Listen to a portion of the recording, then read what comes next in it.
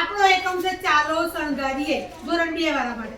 એમાં આપણે કેટલું શીખવાનું છે બેટા? ખાલી મેં તમને સમજાવ્યું એકમ અને દશક. ચલો પહેલી સંખ્યા છે શું કહેવાશે? એકમ. અને બીજી છે ને દશક. તો હવે તમને એ તો ખબર પડી ગઈ. ચલો પહેલા તો સંખ્યા વાંચો. તો કઈ સંખ્યા છે? 36. કઈ સંખ્યા છે? 36. તો એકમમાં શું આવશે બેટા? 6. ચલો અને દશકમાં 3. બરાબર? ભાઈ 3 દશક એટલે માળા કેટલી? 3 માળા. અને છૂટા કેટલા? 6. હવે આને લખવું હોય તો 30 + 6 બરાબર 36. ભાઈ એક માળામાં મણકા કેટલા? 10. એક માળામાં મણકા કેટલા? 10. તો 30 ની કેટલી માળા લેવી પડશે? 10 ની કેટલી માળા? 30. પણ માળા કેટલી? 3. ચલો ભાઈ આ કઈ સંખ્યા છે? 42. હવે 42 માં દશકમાં શું આવશે? દશકમાં એકમમાં 2. ભાઈ માળા કેટલી? 4. અને છૂટા કેટલા? 2. બરાબર? હવે તમારે જો માળા દોરવાની હોય તો કેટલી માળા દોરશો? એક માળામાં મણકા કેટલા? 10. ચલો પછી કઈ સંખ્યા આવી?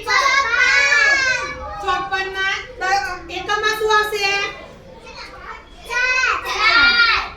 દશકમાં 5. માળા કેટલી? 5. છૂટા કેટલા? 4. ચલો પછી કઈ સંખ્યા આવી? 62. 62 માં દશકમાં શું આવશે? 6. એકમમાં 2. ભાઈ માળા કેટલી? 6.